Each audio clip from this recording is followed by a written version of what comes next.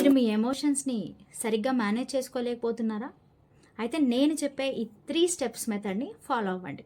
First step is building self awareness. Self awareness అంటే ఏంటి? మీ ఆలోచనల్ని, మీ మాటలని, మీ యాక్షన్స్ని ఎలా ఉన్నాయో స్టడీ చేయడం. అంటే ఫర్ ఎగ్జాంపుల్, ఒక రోజులో మీరు కన్సిడర్ చేసుకోండి 3 సిచ్యువేషన్స్ని తీసుకొని, ఆ సిచ్యువేషన్స్లో మీ మాటలు ఎలా ఉన్నాయి, మీ ఆలోచనలు ఎలా ఉన్నాయి, మీ ఎమోషన్స్ ఎలా ఉన్నాయి, ఇది నోట్ చేసుకోండి. Second step, build alternative responses.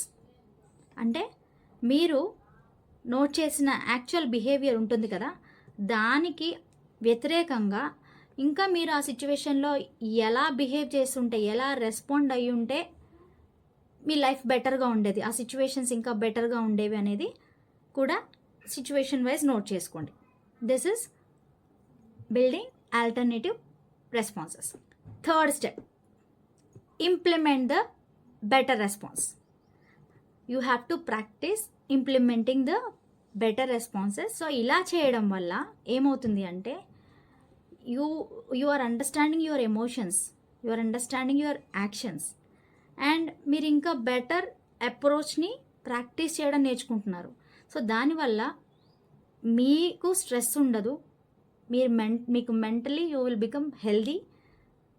So you will become more productive at your education if you are a student, and if you are a parent or any professional, మీరు మీ పనులని ఇంకా చాలా శ్రద్ధగా ఫోకస్డ్గా చేయగలుగుతారు.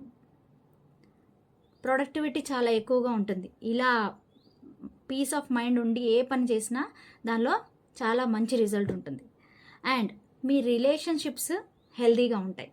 సో దానివల్ల మీ చుట్టూ ఉన్న ఎన్వైరన్మెంట్ కూడా చాలా హెల్దీగా, ఎనర్జెటిక్గా ఉంటుంది.